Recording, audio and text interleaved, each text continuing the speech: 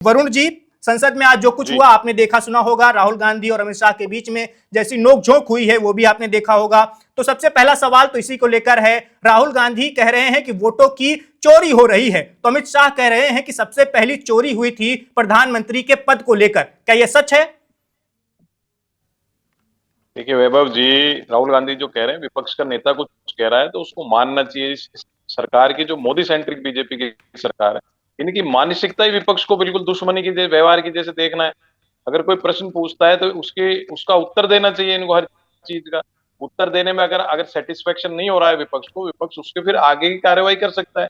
और मैं दोनों विपक्ष के लिए भी कहूंगा, सरकार के लिए सदन चलाना चाहिए, सदन की कार्यवाही को बड़ा सुचारू रूप से चलाना चाहिए, जिससे कि नए नए चीजें निकल के आए और मंथन हो, देश की डेमोक्रेसी और मजबूत। अब राहुल गांधी के आरोपों का जवाब देना नहीं चाहते।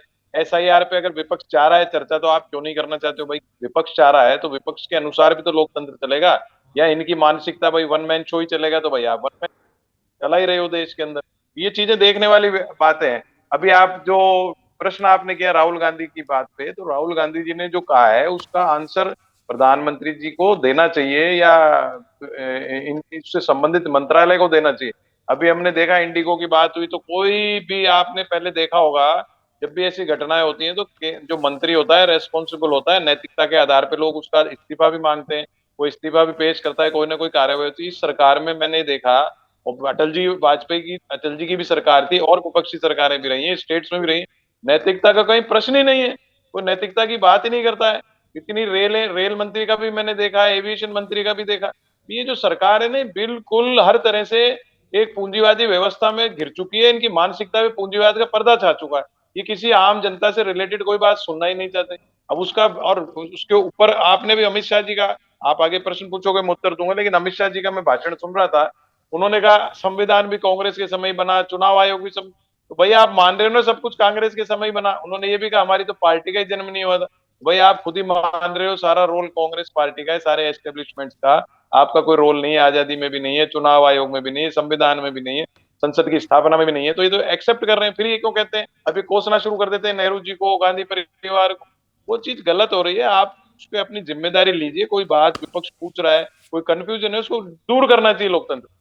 चलिए वरुण जी, आलोक जी से भी हम पहली प्रतिक्रिया ले लेते हैं। आलोक जी, जैसा कि अभी वरुण जी ने कहा और ये बात भी है, राहुल गांधी खुद कह रहे हैं कि अमित शाह ने जैसा जवाब दिया वो संतोषजनक जवाब नहीं है। अमित शाह घबराए हुए हैं, उनके पास ठीक ठीक जवाब नहीं है और वो हर सवाल के जवाब को इतिहास में लेकर चले आते हैं। उनसे पूछा जाता है 2025 में, वो जवाब देते हैं 1950 के, 1960 के, कि नेहरू जी के जमाने में ऐसा था, इंदिरा जी के जमाने में ऐसा था, राजीव गांधी ने ऐसा कर दिया था। सर आप वर्तमान में क्यों नहीं रहते हैं और आप संतुष्टिजनक जवाब क्यों नहीं देते विपक्ष को, कि विपक्ष को हंगामा करने पर मजबूर होना पड़ता है?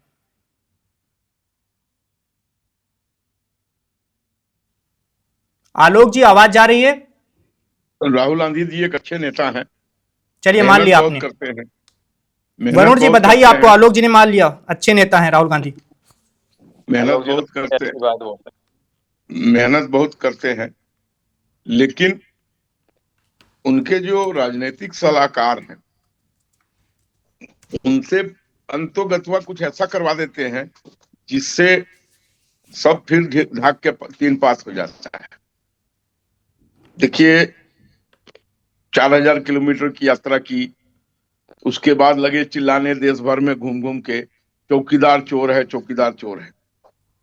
और उसके बाद इनको सुप्रीम कोर्ट में जाके माफी मांगनी पड़ी। उसके बाद फिर इन्होंने एक नया अभियान चालू किया। उस समय एक नारा लगवा दिया इनके राजनीतिक सलाहकार ने। मैं तो चाहता हूं कि वरुण पुरोहित जैसे लोग इनके सलाहकार हो तो कुछ अच्छी बातें समझा सकें। कि इन्होंने कहा कि नरेंद्र सरेंडर, नरेंद्र सरेंडर। उसका रिजल्ट हुआ कि ये दिल्ली, हरियाणा, महाराष्ट्र हार गए। उसके बाद इन्होंने 1300 किलोमीटर की यात्रा बिहार में कर दी एसआईआर में। वहां नारे लगवा दिए, वोट चोर गद्दी छोड़, वोट चोर गद्दी छोड़। उसका क्या हश्र हुआ मुझे बताने की जरूरत नहीं है। तो बार बार बेबुनियादी मुद्दों को उठाकर और देश भ्रमण करके अब फिर वहीं बैक टू पवेलियन होने की जो राजनीति है, वो कांग्रेस और कांग्रेस लीडर राहुल गांधी से अच्छा कोई नहीं जानता है। पार्टी लगातार 94 बार इनके नेतृत्व में चुनाव हार गई, 96 बार। अब 4 बचा हुआ है सेंचुरी पूरा करने में, लेकिन फिर भी ये लोग अपने नेता को बदलने के लिए तैयार नहीं है। ये परंपरावादी जो खड़ाऊ पूजन है उस पर सब नतमस्तक है। तो मेरा यही कहना है कि आप ऐसे इश्यूज को उठाइए। इश्यूज की कमी नहीं है देश में, अभी देश पूरी तरीके से एकदम सब कुछ सही नहीं हो गया है, अभी बहुत सफर तय करना है। नरेंद्र मोदी जी लगातार इस कार्य को अंजाम देने के लिए लगे हुए हैं, लेकिन फिर भी अभी काफी चीजें ठीक होनी है।